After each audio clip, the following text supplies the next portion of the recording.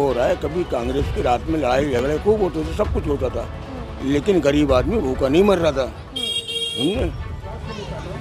ये पैसे वाला तो अपने घर में अगर 10 रुपए वाली चीज़ है 100 रुपए में मिलेगी तो ले लेगा। तो क्या हर तबका परेशान है? बहुत ज़्यादा परेशान है, यही नहीं पूरे हिंदुस्तान में। वो चैन से रोटी खा रहा था, कारोबार कर रहा था, छोटा मोटा जो भी कुछ करना है।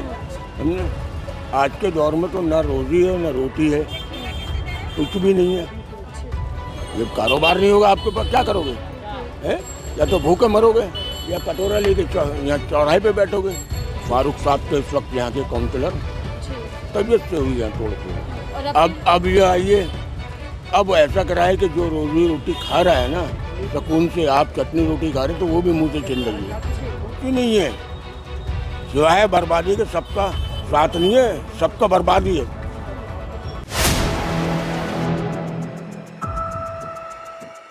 नमस्कार, आप देख रहे हैं 4 PM में आपके साथ नफीसा खान। एक तरफ ये नारा है सबका साथ, सबका विकास, सबका विश्वास, लेकिन दूसरी तरफ ये शंका कह लीजिए या फिर ये दर्द कह लीजिए कि मोदी और मुल्क के मुसलमान, मोदी सरकार जब से आई है मुसलमानों की हालात क्या है? क्या उनको दुश्मनों की निगाहों से देखा जा रहा है? क्या उनको टारगेट किया जा रहा है? और बात बात पर क्या मुसलमानों के साथ जुल्म हो रहा है? आज यही टटोलेंगे और समझेंगे कि मोदी सरकार ने क्या मुसलमानों का विश्वास जीता, मुसलमानों का विकास किया, मुसलमानों को मुख्य धारा से जोड़ा, या केवल और केवल 11 साल के अंतराल में मुसलमान पिछड़ता चला गया और छुटता चला गया। यहाँ चाचा जी हैं जो कि मेरे इंट्रो पर ही मुस्कुरा दिए, या कह लीजिएगा कि वो हंस दिए कि मोदी सरकार। सर, क्या नाम होगा आपका? मेरा नाम शेख मोहम्मद है। आप मुस्कुराए क्यों, भले बताइए। मैं हाँ। मैंने कहा वैसे मीडिया बोलने वाले बोल रहे हैं मोदी जो करना वाला वो तो करेगा, वो तो समझे। मोदी सरकार कर क्या रही है? कर क्या रहा है? सब यानी तबाही ला रही है। क्या है हिंदुस्तान में? बेरोजगारी, भुखमरी, गरीबों के मकान तोड़ना, समझे। क्या छोड़ रखा है इसने? भुखमरी, हम इंडेक्स में पिछड़ते जा रहे हैं, बेरोजगारी, कई ऐसे मामले हैं जिसमें भारत पिछड़ा है, लेकिन बावजूद इसके मोदी सरकार की सर जय जयकार हो रही है, बार बार जीत रही है। सरकार हो रही है वो तो उसके अपने कर रहे हैं ना। गरीबों के लिए कैसी है? आप परेशान है, आप करेंगी? पहले मुझे बताइए। आप हैं? बिल्कुल नहीं। आपको सुकून की रोटी मिल रही है, आप यानी उसकी बदनाम करेंगी? उसे नहीं करेंगी, समझे। आजकल वो हो रहा है, कभी कांग्रेस की रात में लड़ाई झगड़े खूब होते थे, सब कुछ होता था, लेकिन गरीब आदमी भूखा नहीं मर रहा था। समझे। वो चैन से रोटी खा रहा था, कारोबार कर रहा था, छोटा मोटा जो भी कुछ करना है। समझे। आज के दौर में तो ना रोजी है ना रोटी है, कुछ भी नहीं है। समझे। हम जैसे तो हमारे खैर मेरी 76 साल की उम्र है। चलो हम भी कुछ ना कुछ तो कर ही लेंगे, इतने नहीं मरे हुए हैं। तुम्हारी बराबर पोती पोते हैं मेरे। आपने कांग्रेस का जिक्र किया और बीजेपी की तुलना की एक दूसरे से। जी सर, मुझे बताइए, दिल्ली में भी 3 महीने पुरानी बीजेपी सरकार है जो कि 27 साल बाद आई है। मुसलमानों को किस निगाहों से देखा जा रहा है इस बीजेपी राज में? सन 77 में आई थी, जब भी खूब झगड़े तोड़ फोड़ इन्होंने करा, तब से करा पूरी दिल्ली में।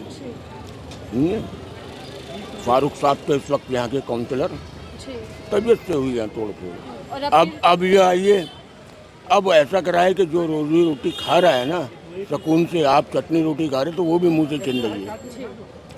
जब कारोबार नहीं होगा आपके पास क्या करोगे? हैं?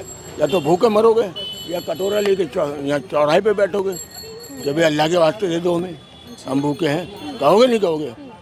लेकिन सर, मोदी जी ने एक नारा दिया था सबका साथ, सबका विकास और विश्वास। नहीं है, कुछ नहीं है, सिवाय बर्बादी के सबका साथ नहीं है, सबका बर्बादी है।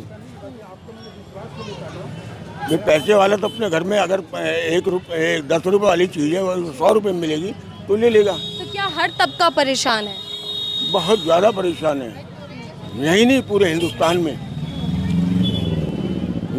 ऐशो आराम कर रहे हैं तो मोदी के यानी जितने भी हैं उसके साथ के, हाँ, वो कर रहे हैं। आम जनता, हालांकि यहाँ से बीजेपी जीती है।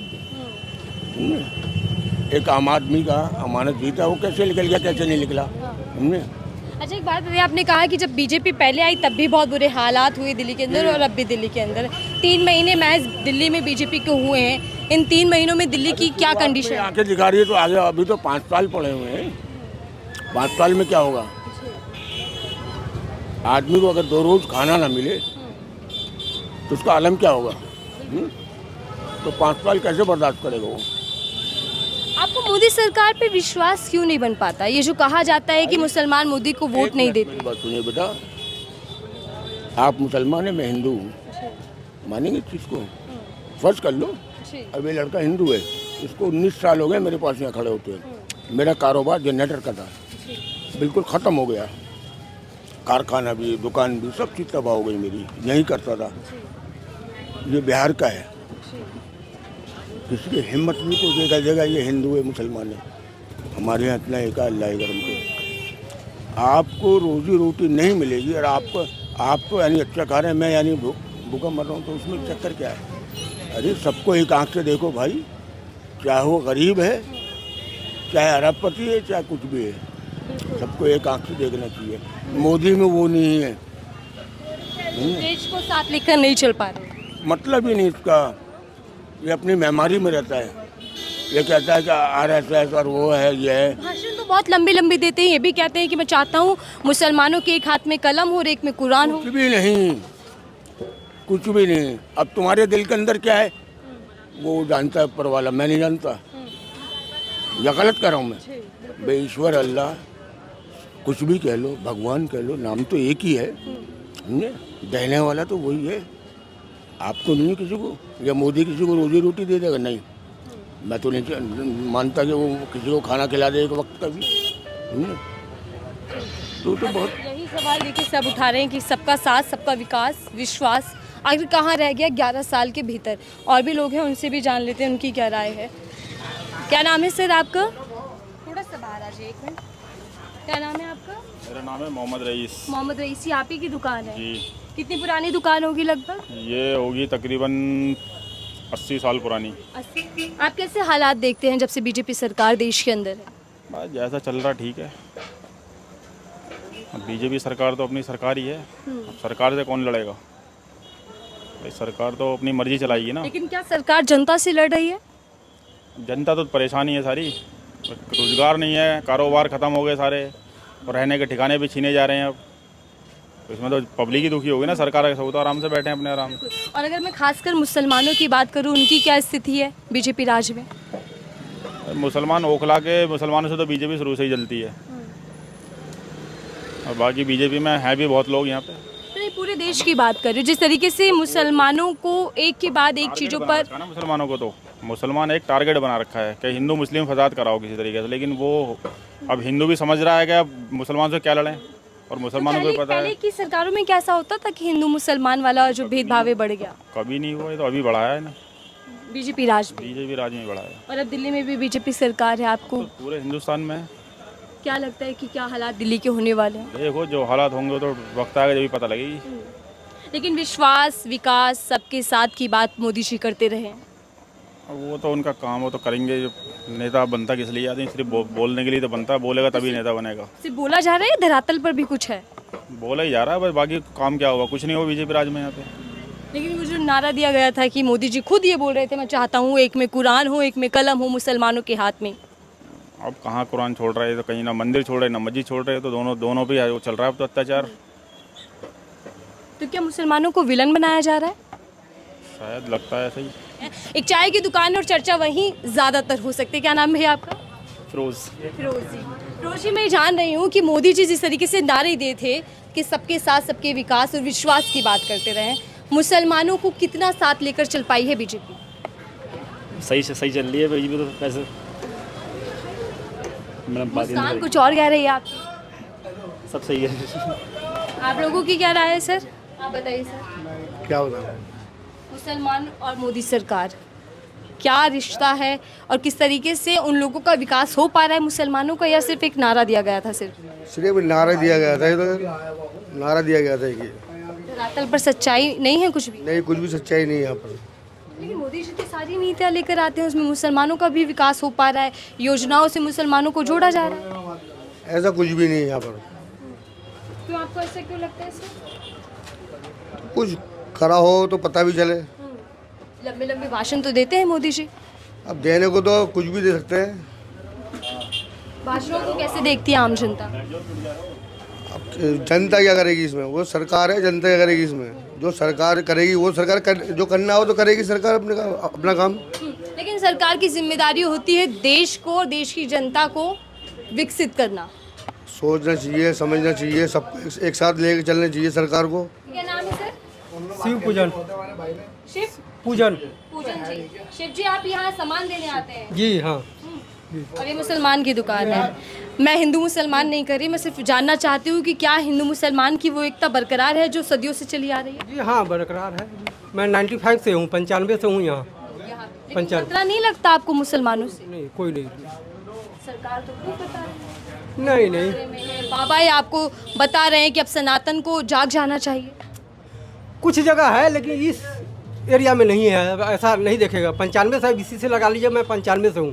कभी कुछ आपके साथ नहीं? नहीं, ऐसा कुछ नहीं है। तो फिर जो नेता हैं सर, खासकर बीजेपी के नेता, एक ऐसे बयान दे रहे हैं कि अब अब्दुल्ला की चूड़ी टाइट होनी चाहिए। अपना अपना सियासी चमकाने के लिए, अपना अपना कुर्सी वो बरकरार रखने के लिए, कोई भी नेता हो, बीजेपी हो, कांग्रेस हो, आम आदमी हो, कोई सा भी हो, सब अपने अपने चक्कर में रहते हैं।